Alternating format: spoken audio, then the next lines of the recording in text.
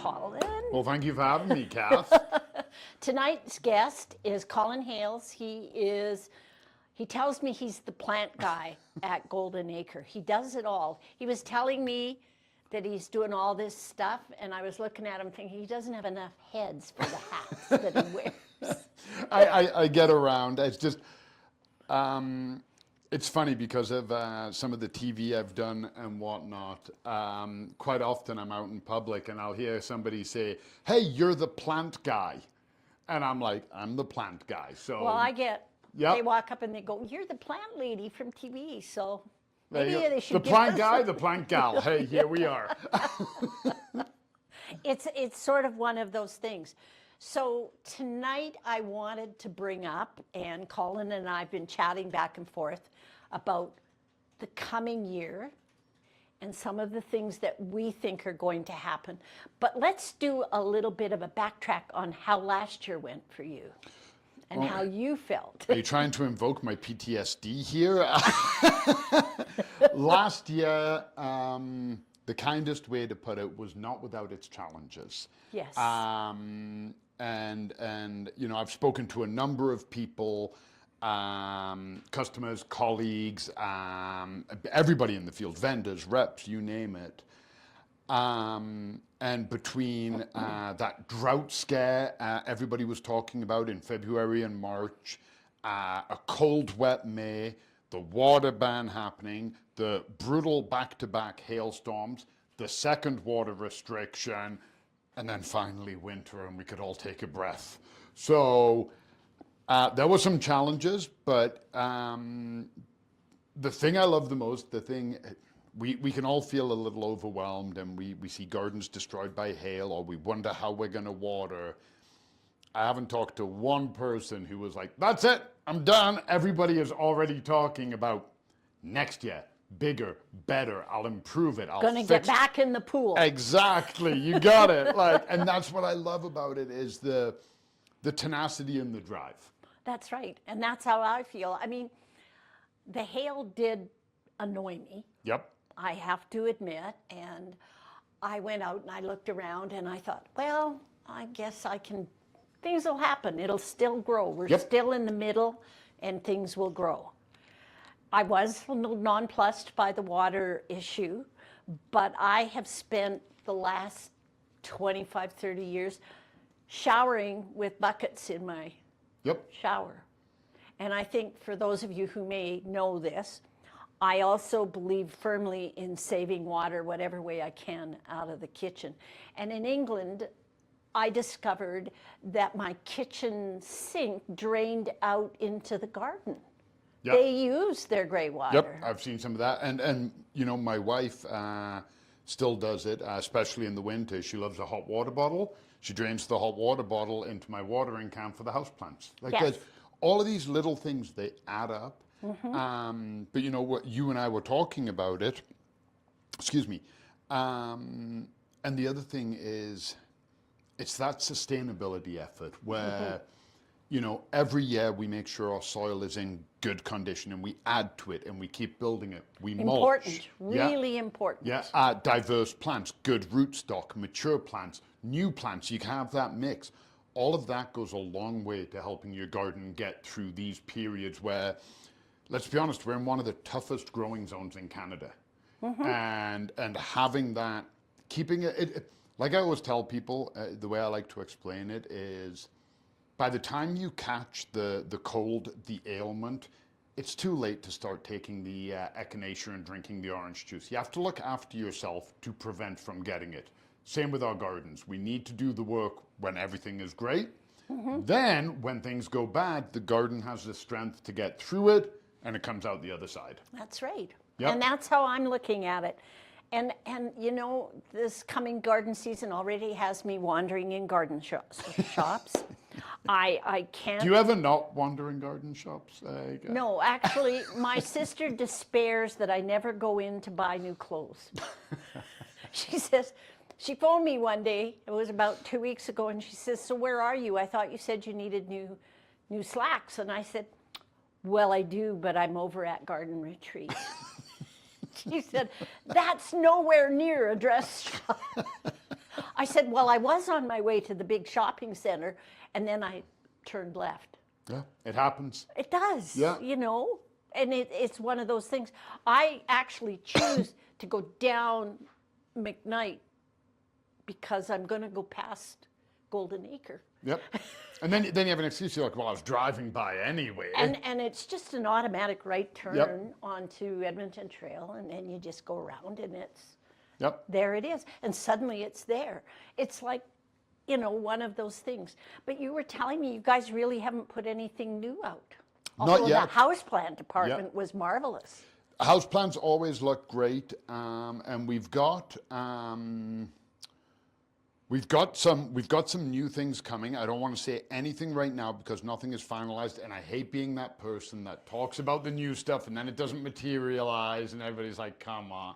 But I'll be talking to you soon enough. But Are the perennials booked? the perennials are booked. I actually just spoke to our soil distributor, so our soil is coming in.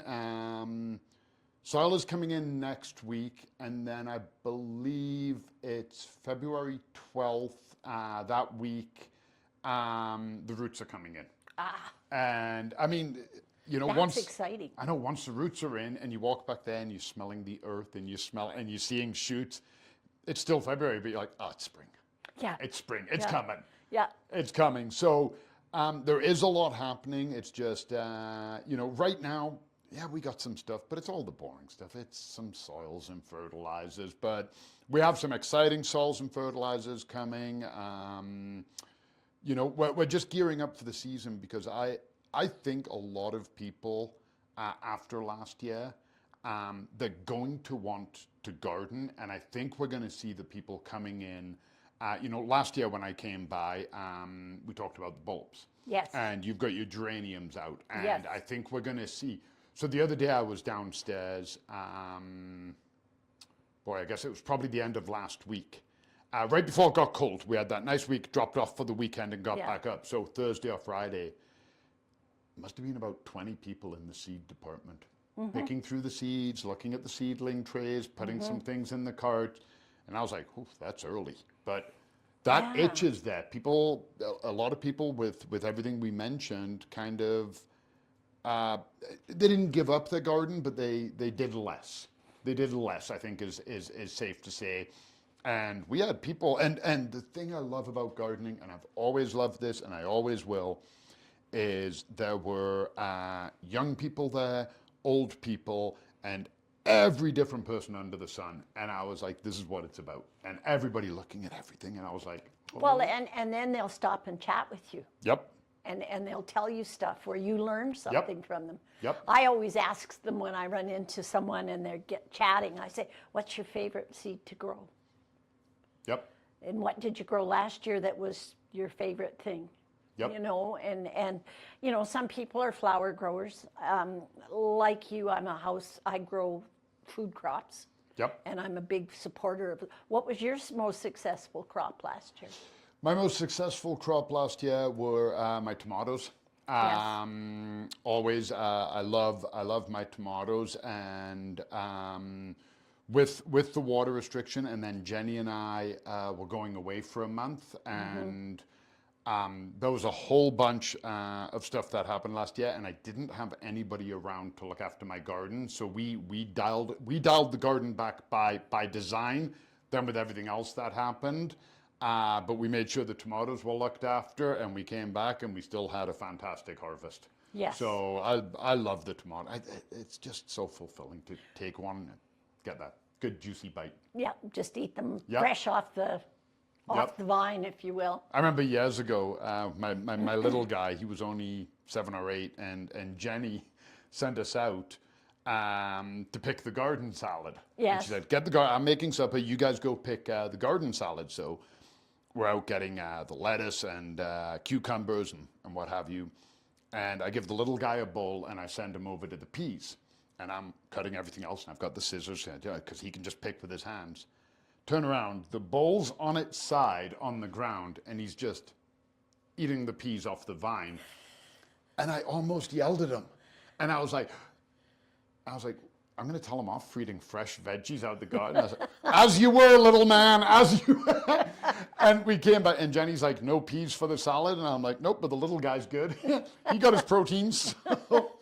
But yeah, this year I was, it was very down. So I'm already looking forward to next year. We didn't do any flowers, and I really missed my flowers this year. I more than I thought I would. More than I thought I would. I was quite impressed. I would, get some flowers this year. By the way, we're interactive. If you have any questions, please type them in the chat, and we'll try to see what's going on with you folks.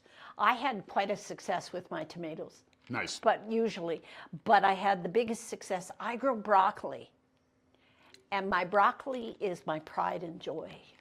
And I get quite good-sized heads, and I harvest it, and I brag.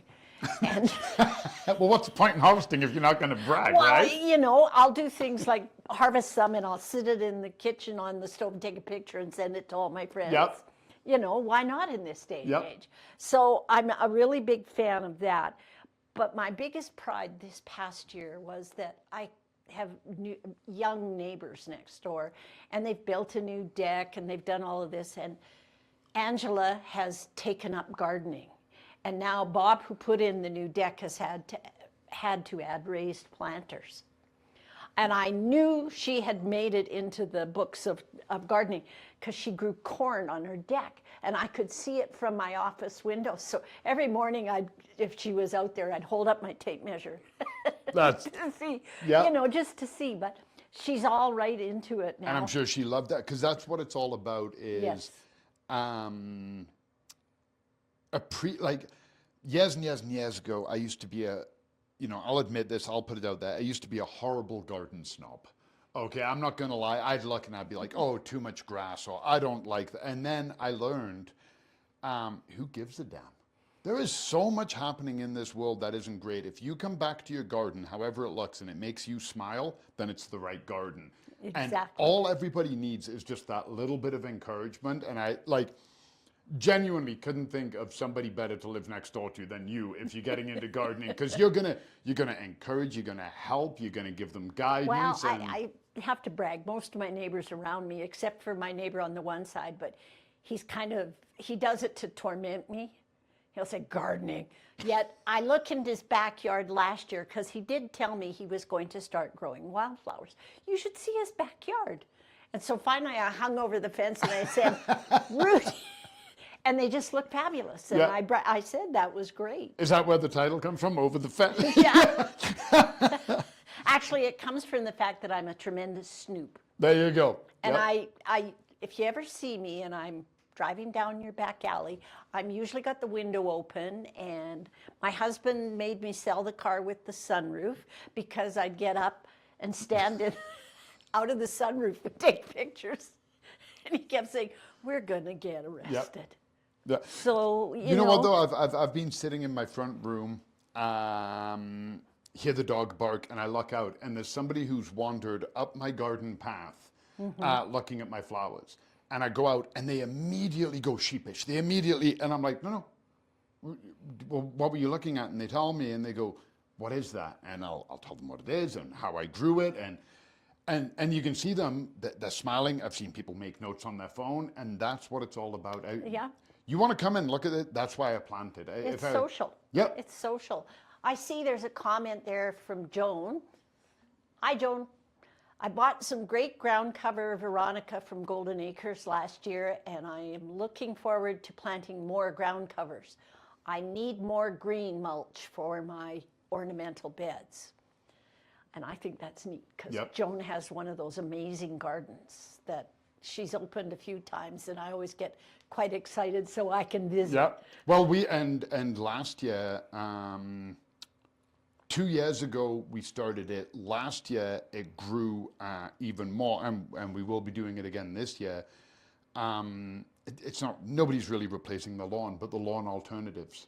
And we're bringing in the sedum blend and the thyme blend, and we're getting people who come and they're leaving trays. with 10 trays at a time. And they're so easy to maintain. Oh, they're awesome. Yeah. Yeah. And people are using them.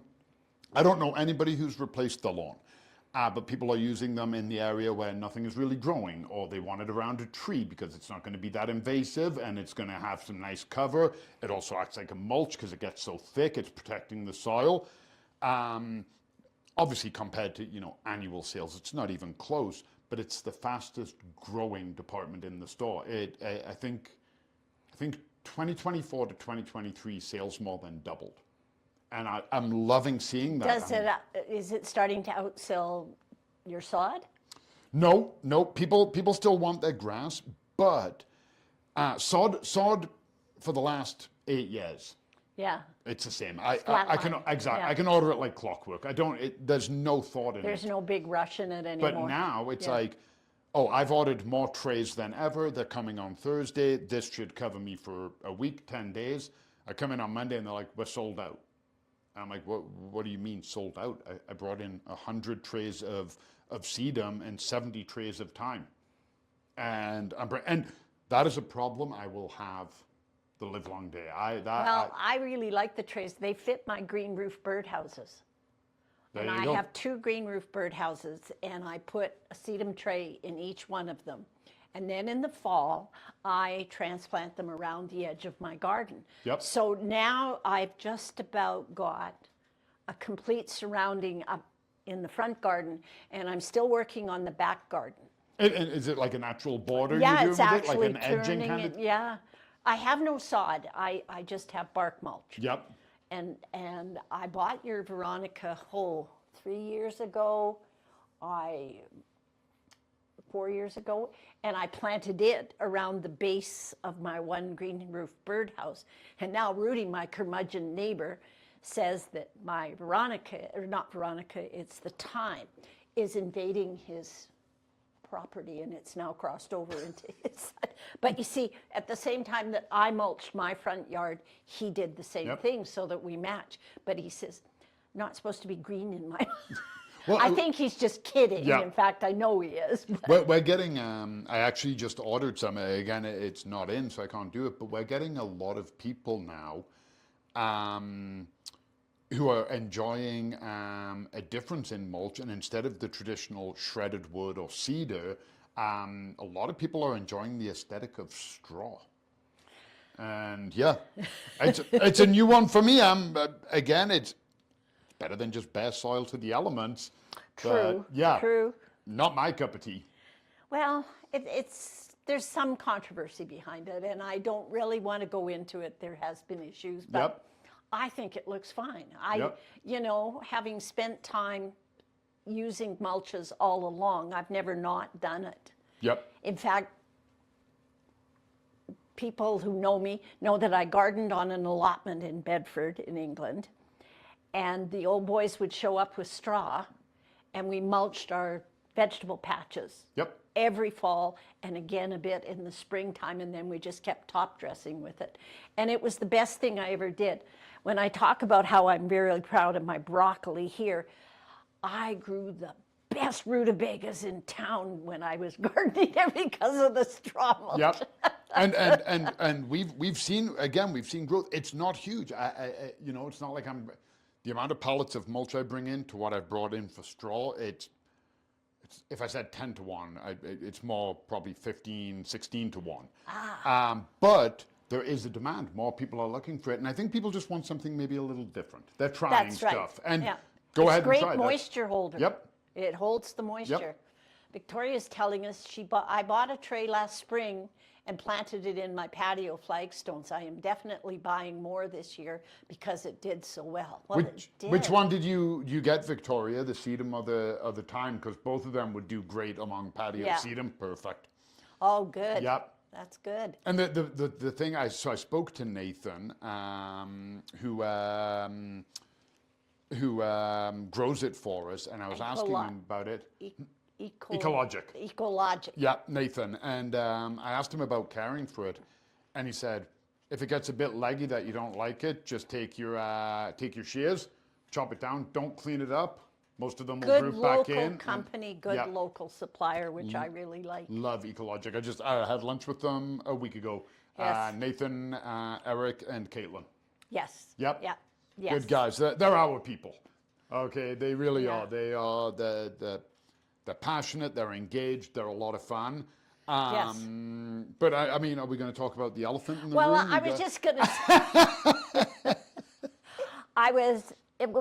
When you came in, the first thing you did was notice that I have a geranium cutting already, and this is because I overwinter my geraniums in brown paper bags, and I like to keep them in there. And about 3 weeks ago, I was digging around in the basement and stumbled upon one of my bags, and it was quite ripe.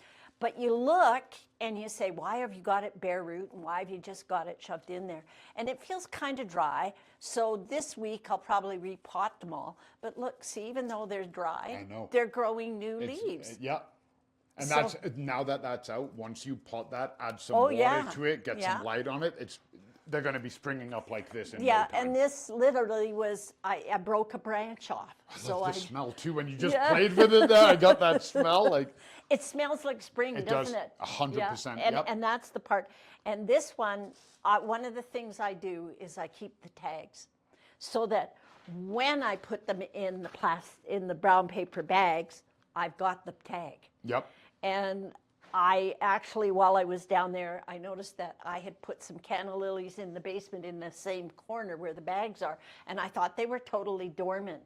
So I'm a little embarrassed to report that they're sprouting and they're about this tall. Not so dormant. Not so dormant. A, they need water, and B, they need light. So they will now have to move to the grow up with my lights. Yep. And I will move them, but they're heavy, so I got to get someone to drag the clay pots over. But this is the kind of stuff right now that really, really draws me to, what I'm doing. Behind you in that clay pot, This little one here. we pick and save seeds, radishes. And if your son likes to eat vegetables, this is the tastiest part, is when they go from flower to seed. These seeds are delicious.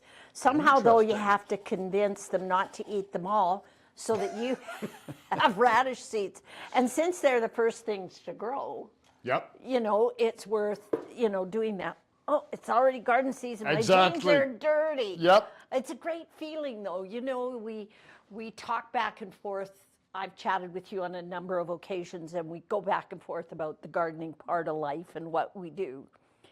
And what better place to work if you're a gardener than walking through a garden center and having a chat, and it makes you more social. At least I think it does. So many people tell me they go into their garden and they just enjoy the quiet time. Well, if I don't want to be social, I work in the backyard. 100%. Yep. And we see, I just sort of play around, and I'm. Brandy and I talked about that on our podcast about how you garden, and I've never if I'm at work in the office, if I'm at home, I'm cooking, I'm cleaning, I'm just sitting back reading my book. Quite often I'll have music going. Yes. I don't play music in the garden. I don't wear headphones. I don't wear earbuds. I don't bring a stereo out. I know it sounds corny, but it's true. I want to listen to my garden. I want to hear the bee buzzing past me. I want to hear the birds singing in the tree. I want to hear the rain. I want to hear the water. The garden, for me, it really does engage all 5 of your senses. Sure it does. Right there, that smell instantly evoked spring. Yes, it does. Like when I pulled these out this past week, I went, oh, and I could smell them. So, of course, they had to come upstairs, which means they've got to go back downstairs to cool off, because they're going to just really dry up. But I like the sounds of the garden as well. Yep. And it is one of those sounds that I will cherish and listen to. And I love planting day. Jenny, isn't the gardener in the family. She loves the plants. She loves the colors. She loves tending them once I've done it. But planting day, she comes out with me, and we plant and we talk and we plan. Quite often when we're moving the pots, the neighbors will come by, and the sun's out, everybody's engaging, and you're getting that social interaction. You're getting that sunlight. You're listening to people. You're hearing their Sure stories. they are, yes. Yep. I see from Joan, when do you usually pot up the canna tubers and do they need to be under lights right away? Oh, the top one. Yes, the top one. Yeah, I'm looking at the bottom. No,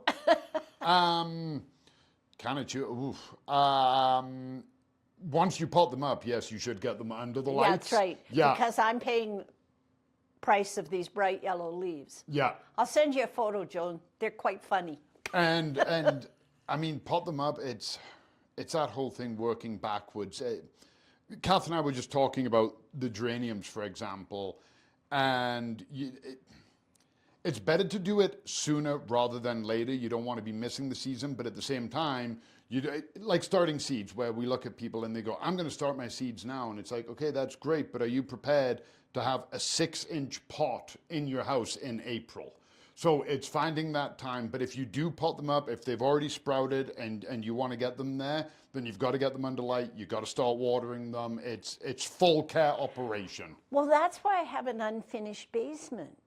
So I can put up grow lights and I can have my tables, etc. An unfinished basement is the best because I have a grow tent in mine with my big light. Yes. But also when they're not in there, they're on the floor in bags. That's where I keep my amaryllis, for example. Yes. And they stay cool, but they're not going to freeze. They're not going to get too cold.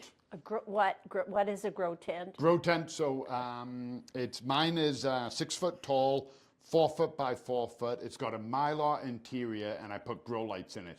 So you zip it up. You can control the humidity, the temperature, and then all the light reflects. And I keep my light on the timer. Oh. Yeah. Oh. So it can be a bit of a game changer for starting growing. And sometimes I use it as the hospital if a plant isn't doing so good. You can I quarantine have it. a hospital. Yep. Doesn't every gardener have a hospital? I've even been known to take some of my front pots and put them in the back for a hospital time. I always get the ones from people who bring me their plants and go, can you save this? Deb, I saw something from Sharon. Can you bring the screen down a bit? No, go up. Up. Wait, I saw something from Sharon T. There. Oh, there it is. Yeah. Sharon says, like Kath, I use sedum mat on the roof of my birdhouse that Tom built. Yeah, Tom built one of mine as well. Put it in my garden with leaves to overwinter, and I've done this for about 4 or 5 years. Got a new ecologic tray last April for my front yard. They're really good, aren't they? Yeah. They really are. And they are so healthy and full, those trays. But over the moon with them. I'm so glad we started a conversation with Nathan. Those guys are just amazing to work with. They are fun. Yeah. They really are. So if we should we be potting up dried stored geraniums now? And should we take cuttings from geranium houseplants now? What else can we start now? Geranium houseplants? You've been growing geranium. Yeah. You know what? That's actually it's actually quite common in England. I used to know a couple of people that would have geraniums as houseplants in England. I've never known anybody in Canada who's had a geranium houseplant. Well, I had one in England that was about 8.5 feet tall. Jesus. I bought my house because the dining room had this huge garden door and it was all glass. Yeah, I saw some big ones, but I'm talking a couple of foot. I'm not talking 8 foot. Oh no, I have photographs. Oh my God. It's taller than me. Yeah, but I mean, you can leave them in storage for a couple more weeks. You can bring them out now. I only did this because I opened the bag and the smell drew me to do it. And I mean, you know, if I had more room, I'd put them upstairs. And it doesn't hurt. It doesn't hurt to check on them because if they're all ready to start you going, really should be checking. Now's the time. We're starting to. They've hit beyond December where it's not too bad, but now they're starting to get a little drier, so you want to get after them. Yeah. Okay. You don't want to have done all that work to have lost them. Better to start them now. Let them go. Worst case scenario, you've got some beautiful geraniums in your house until you get them outdoors. Linda's asking, if you are taking geranium cuttings now, do you let them sit for a day before planting? I don't. Neither do I. Yep, I don't, mainly because I don't have the time or the memory. If they sit for a day, they may sit for a week. Or you, yeah. It's always exciting to walk through. I have a kitchen that has a long counter. And at this time of year, it starts to fill up. And I'll walk right by. Right now, I have 3 teacups with little plants in them because we're going to do tea with Kath soon. So I was trying to get my tea party stuff ready.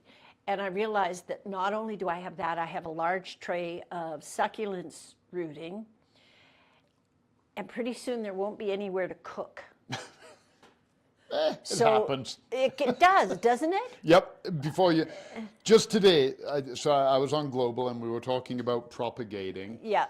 And I was cleaning out my office. I didn't have an office for a few months there. I had a potting shed.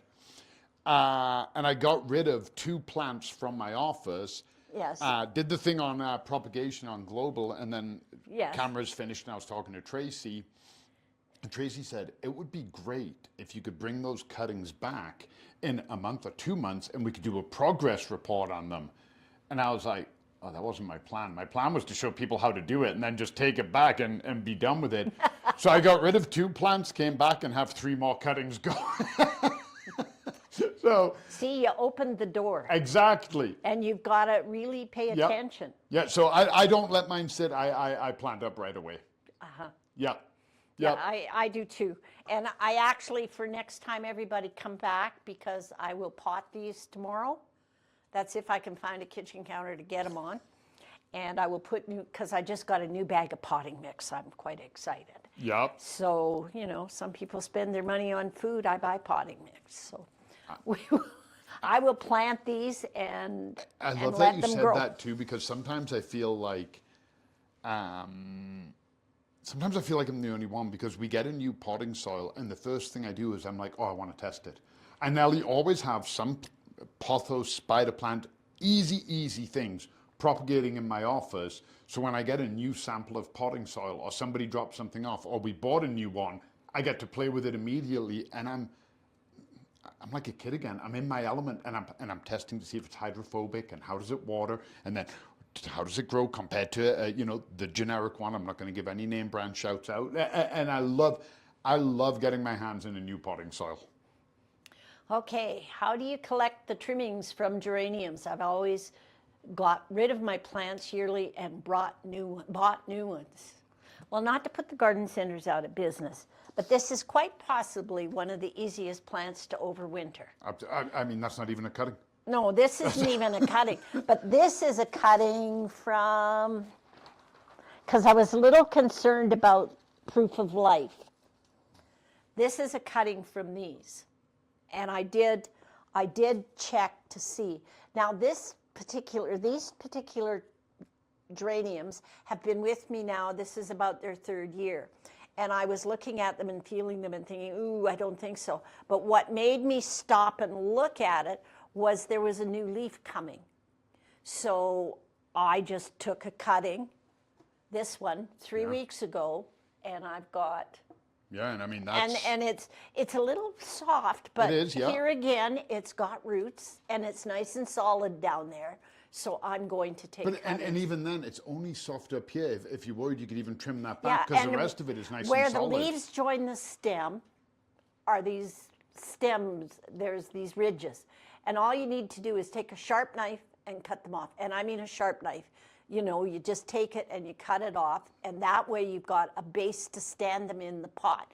Now this cutting's been in place for 3 weeks. It hasn't quite got roots on it that you can visibly see, but it is starting to put some down there at the bottom. Well, the fact that it's holding, you lifted that out and it held the soil Yeah, ball together. exactly. That tells you all you need. Just because you can't see the roots, the That's fact right. that you lifted that out that easy and there's not soil flaking off. That's right. Because if that had a weak root system, you'd have a golf ball of soil and the rest of your soil would be all over your because table. it would be like this. Yep.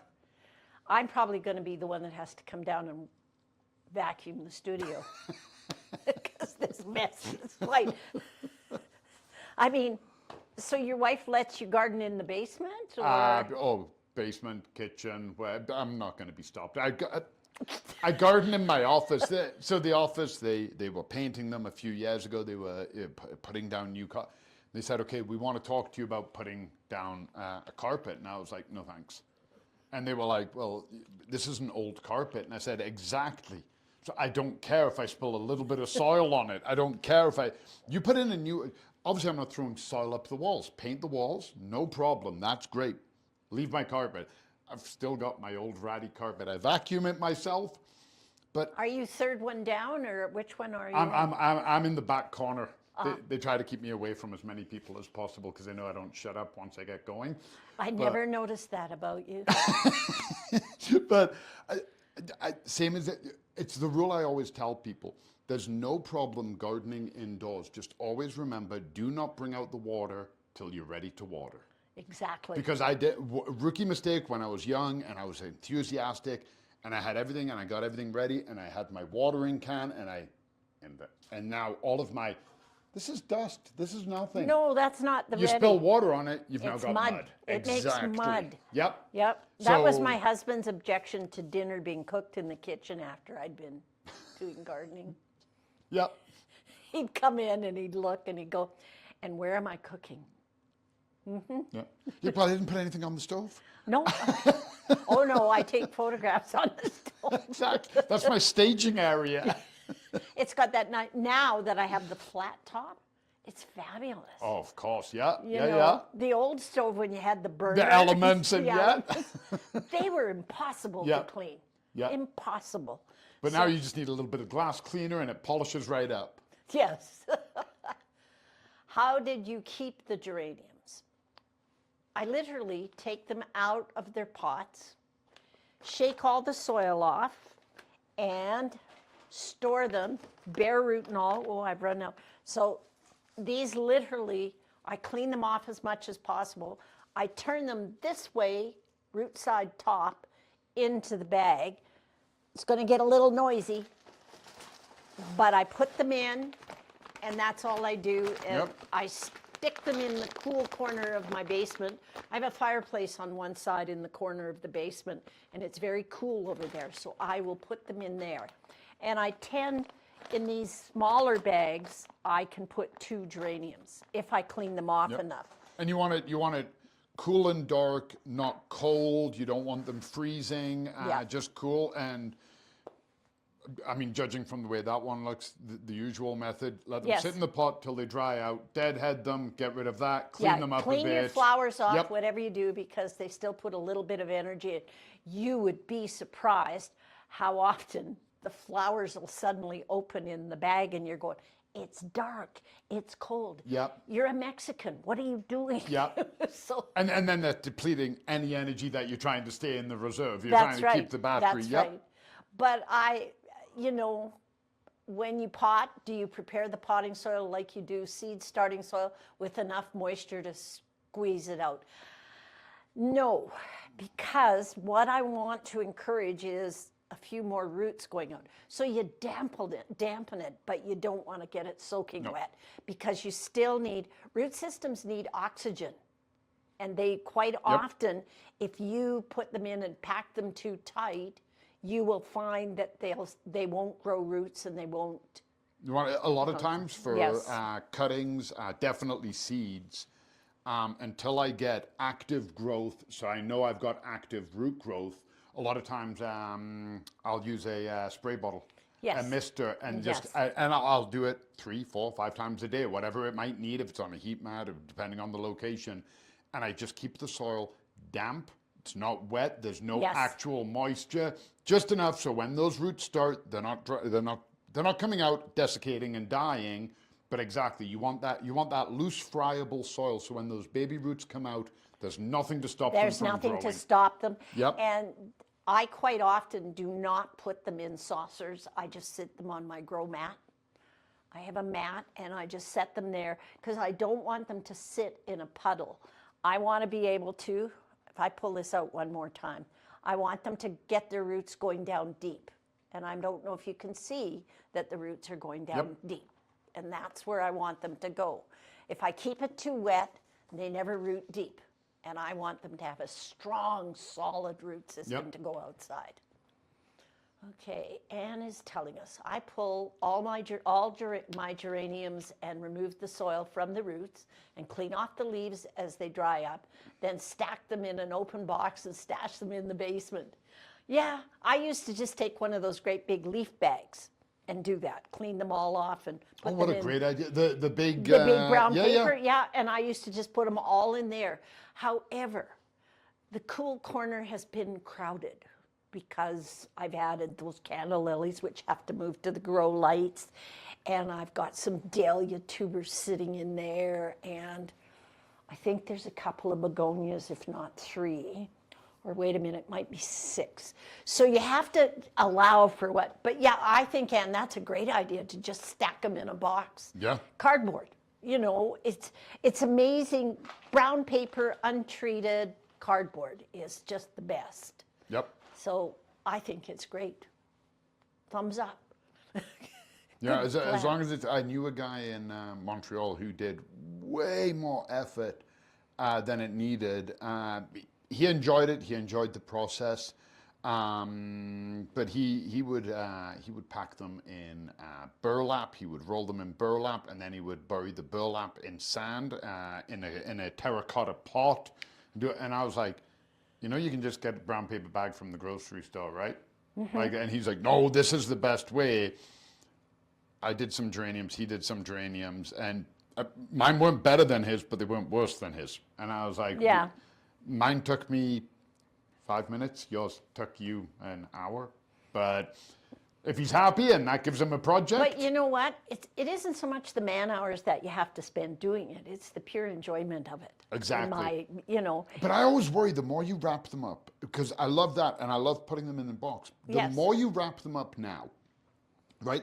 You take, the one you just had, we won't ask you to lift it out again, but it had all those new shoots. The more that's wrapped up, the more you run the risk of doing more damage as you're trying to unwrap it upside down in a bag, because when you lift it out, everything pulls the right way. It's not damaged. You get it into that soil. And the fact that the leaves were still on it was I did put them away a little bit green, so they did hold their leaves, and I didn't want to force the stems because every nodule is the potential for roots or new leaves. Yep. And I mean, if you look carefully at my rooted cutting, the nodule is right there and it formed a branch from there. So, and what I'm grooming right now is I have a great big blue bowl on my front sitting on a tree stump, and I like a big, full, bushy geranium. So I'm grooming this one because it's a violet color. It's really gorgeous. It'll go great with that bowl. Yep. And then I'm going to put that angel wings in there. Yep. It isn't like I don't take notes or write it down. Yep. And that's, you got to play to the aesthetic as well. And again, whatever you want. Something I've always said is some of the colors I've planted together, if I put those colors on in my wardrobe, people would not think I owned a mirror. But they work in a pot. You can put reds and oranges and pinks and everything in a pot and have that amazing burst of color. Or you can get a nice blue pot and play with some fuchsias and purples and mauves. And exactly. Yeah, whatever you want. But I like all the colors. Yeah. So I may have purple over there, but I may have oranges and yellows. My wife likes to pick a fun theme. A couple of years ago, I loved it. She was like, I'm thinking sunset. And she picked oranges and pinks and reds and the way she laid them out. And I was like, fantastic. That's what you want. It gives you that creativity again. Yep. Zinnias and yeah, we had a lot of fun and she loved it. And I'm like, that's what we're looking for. Right, and because that gets you more creative, and then the next year she'll go with something. She's like, I just want a lot of blue this year, a lot of pinks, and I'm like, fill your boots. You pick what you want, I'll plant them. Okay, Victoria's saying I've tried overwintering my hot peppers and started watering them again last week. I don't think they survived. Any tips for overwintering hot peppers? I have never done that. Well, I was going to say that you don't let them go dormant. They're not meant to go dormant. They actually, I treat them like most houseplants, I water them. I continue to treat them So you do them like a tomato. like you do a tomato. Don't Okay. because they'll produce year round, and you might do a bit of pruning in the summer and put Yep. them back out. But they're going to be like an orange and a lemon tree. They're going to produce more product or more vegetables. I've never done a pepper. I've done a tomato. I've brought a tomato in and kept it going, and they just keep Yep. producing. as long as they got the right light and everything. I always think about in Mexico seeing the tomatoes behind on a patio that the guys came in virtually every other day, and they got up on a stepladder and they kept pruning them upwards so that they just keep producing a canopy. Yep. Peppers, prune them a bit, water them, but don't water them a lot. They don't have enough sunlight. They need somewhere between, to get them really productive, you need to give them at least 8 to 10 hours to get them to produce peppers. But they will go a bit dormant, but they can't be dried out. If they dry out, they go, well, why am I living here? So they move on. Yep, that makes sense. Yes. I've never done a hot pepper. I've done tomatoes. I'll try anything, right? Yes. For a laugh, but I've never really done my peppers. My peppers do their job, and I'm like, on you go. On you go with yourself. My friend Vern grows peppers in her little grow up at the farm, and she says you just don't let them dry out and they'll produce peppers. In fact, she sent me a picture of one. So it's almost like some of those house plants where they're dormant, but they're not. Yes, exactly. Yeah, exactly. they're not doing a lot. They're just taking a rest, and then they'll come out strong again in the That's right. spring. And you've got to remember that the sun has changed its direction. Now it's coming back to us. It's Yep. coming back north. But where we were getting, the shortest day was 6.5 hours, 6.2. Oh, it's ridiculous. Yeah. So now we're back up to almost 7 full hours of daylight. And in about another, another 2 weeks, we'll be up a whole, I think we're gaining a minute a day. It seems like it. Yeah. It seems like only a few weeks ago at 4:30 I was pulling my curtains. Today it was, a little bit after 5 o'clock. I'm loving it. I'll take that. Yep. I'll take that. I mean, Again, another sign of spring, right? and it just makes me go, we can do this. Yep. We'll be, it's spring. I'm quite optimistic about this year. Yeah, I am too. I'm getting, like I said, people were disheartened last year, absolutely. I haven't seen one person, everybody this year, they're chomping at the bit. I've never seen that many people in a January in the seed section of the store. So, and those, those are customers. They're not people like us. They're not the garden center people. Those are people that had nothing better to do on a Thursday or a Friday than come and look at seeds. Yes. And long may it continue.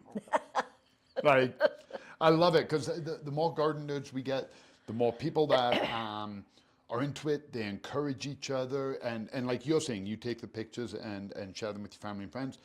We know they're taking pictures and sharing it on their Instagram stories, That's right. and they're getting it out there. Exactly. And we come down and we see families and we see people coming in with their dogs, and it's just it's a good feeling. Well, it is. It's social. Yep. To me, that's the whole part of it. I have been a horticulturist most of my career, in fact, all of my career, and I have never, ever been unemployed. I've never been bored. Nope.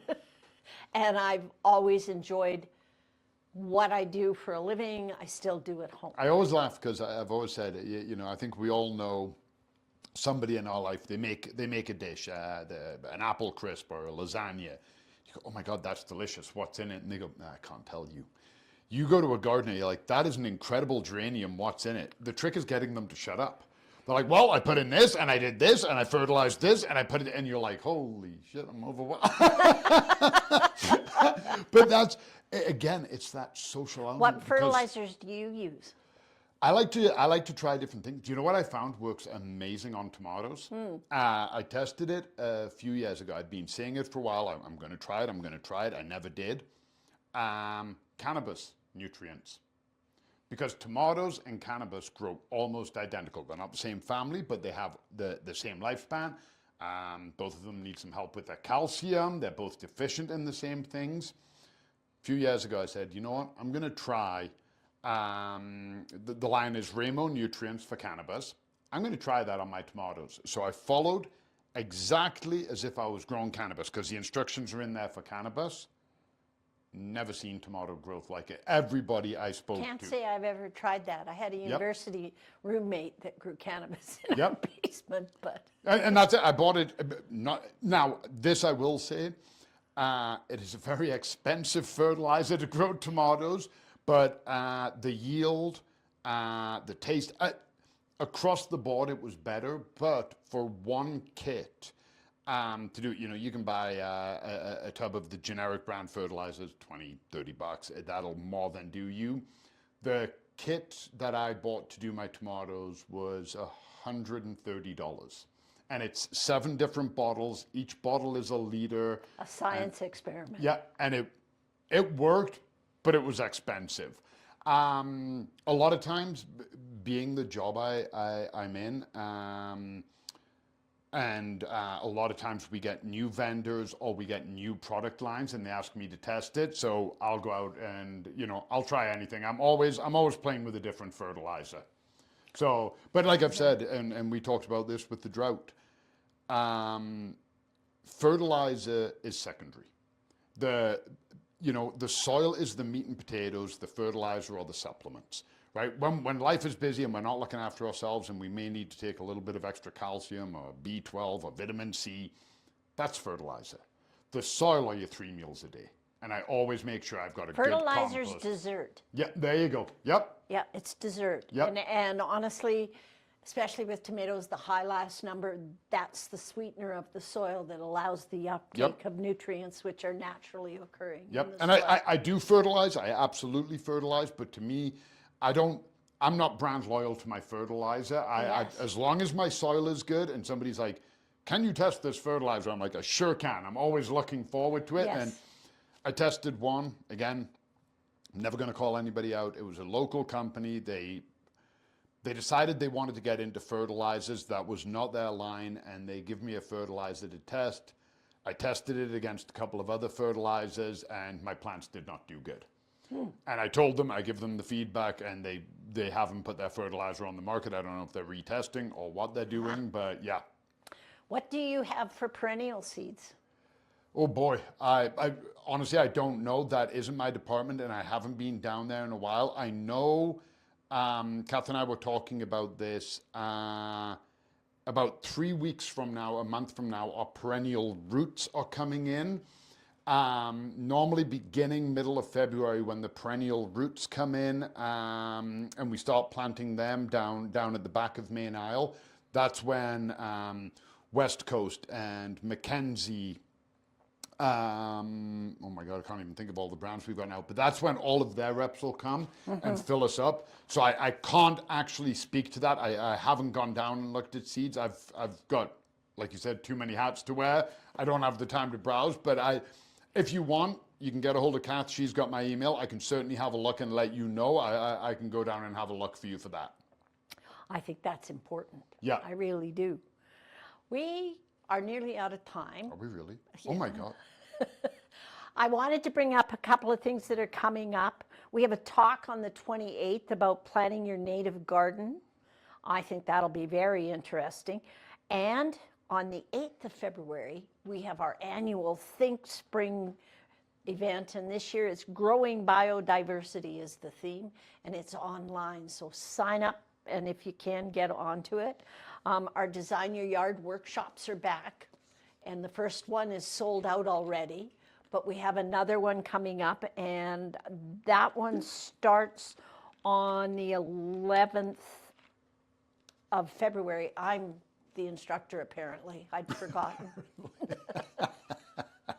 But it's online, so you might want to come see that. And we have the first week in March, our member talk is Trees Against the Wind.